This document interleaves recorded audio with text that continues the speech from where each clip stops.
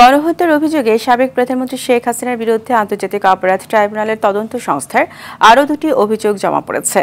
Chief prosecutor Tajul Islam জানান, গণহত্যার দায়ে জমা অভিযোগ তদন্ত করে চূড়ান্ত প্রতিবেদন দাখিল করা হবে।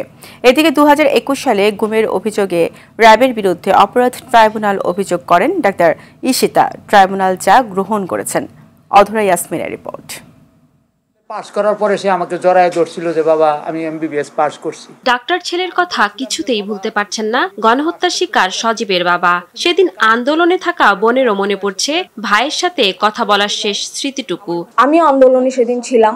এক পর্যায়ে ভাইয়ের সাথে আমার দেখা হওয়ার পরে ভাইয়াকে বললাম যে তুমি এখানে আসছো, তো বললো হ্যাঁ আমি আসছি, এখানে কিছুক্ষণ থাকবো, তারপরে সন্ধ্যার দিকে আব্দুল্লাহকে নিয়ে আমি বাসায় চলে যাব। প্রিয়জন হারানোর বিচার চাইতে তাই রোববার আন্তর্জাতিক অপরাধ ট্রাইব্যুনালে যান নিহতের পরিবারটি।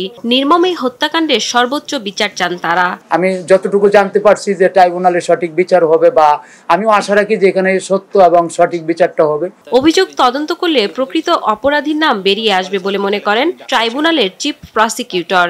মাত্র 28টা 29টা 30টা অভিযোগ এসেছে, কিন্তু বাংলাদেশে এই গণহত্যার সময়ে বা এই ক্রাইমস এগেইনস্ট হিউম্যানিটির সময়ে হত্যাকাণ্ডের ঘটনা 1500-এর উপরে ইতিমধ্যে আপনাদের মাধ্যমেই রিপোর্টেড হয়েছে। আহত হয়েছে 22,000-এর বেশি। আমরা হয়তো এগুলোকে কম্পাইল করে 1টা 2টা 3টা 5টা 10টা যে কয়টা প্রয়োজন হবে সেই কয়টা মামলায় রূপান্তর করব, কিন্তু অভিযোগগুলো আমাদের কাছে আসাটা জরুরি। 2021 সালে র্যাবের হাতে গুম হওয়া ডাক্তার ঈশিতাও ন্যায় বিচার পাওয়ার আশায় অভিযোগ জমা দেন। আলী আশরাফ, রাকিব আর রাজীব, উনাদের 3 জনকে আইডেন্টিফাই করতে পেরেছি, সবাইকে না। আর যখন আমার সামনে আমাকে চোখ বেঁধে তারা বিভিন্ন কথাবার্তা বলছিল, তখন তো তাদের কনভারসেশনে আমি যেটা বুঝেছি, এবং আমার সামনে তারা লাউড স্পিকার অন করে ফোনে কথা বলছিল, সেটা হচ্ছে এয়ারফোর্সের পিকেবি বেসের কোন অফিসারের সাথে।